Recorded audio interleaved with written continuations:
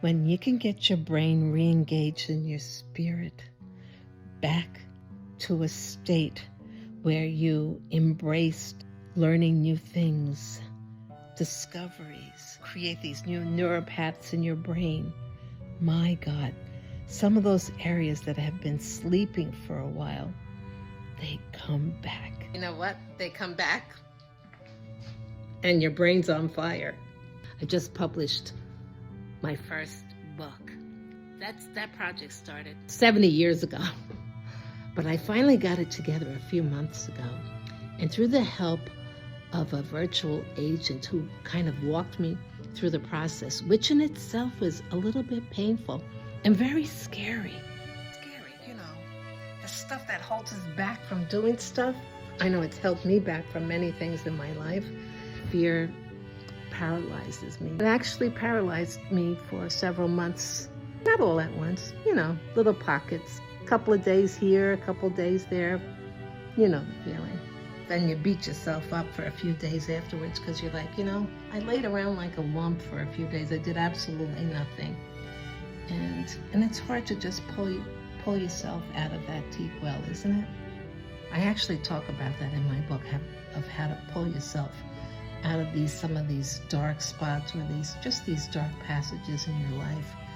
Dark in the sense that you're like fear, stagnation, you know, lack of movement, and just kind of sometimes lack of purpose. But boy, now, I'll tell you, I'm on fire. All I needed was just my own swift kick in the butt of addressing fear, about learning new things, and frustration, which, oh my God, I'm so good at frustration. I know you're gonna laugh. This morning, I was just taking a break from building my business around the book, which is including speaking engagements. And while I was doing that, I read part of my book again. I know you think this is crazy, but I got myself all worked up and excited again. So I'm like, hey, this is working for me. It's gonna work for you too. I'm serious. I think if you're looking for that little spark, that little something that can help reassure you, because that's what this is. It's a love letter. It's a love letter to you to acknowledge some of the things of our past. And I don't want to say to forgive, but to learn from some of the things that we wish maybe we would have done differently. You know, not to wallow or make that a poison of carrying it for the rest of your life. I just went through it and trying to heal myself and to try to reinvent myself in my new life as an older person. Here's an important line. I held on to my previous identity for nearly 10 years after the business ended. In hindsight, it was like walking backwards, trying to live inside a version of myself that no longer existed. Whoa.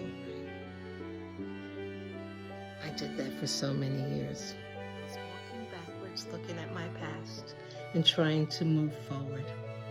You know, we can't do that. Well, you can, but you'll waste most of your life.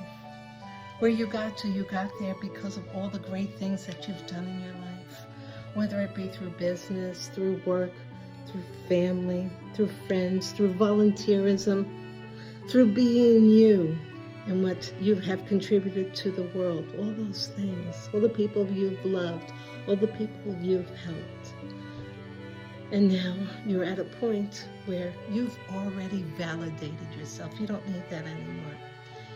You can now take on the challenges of recreating yourself, and you can now embrace who you really are and give yourself the permission to do and be what you want to be. It's time. Remember, you're not too old, and it's not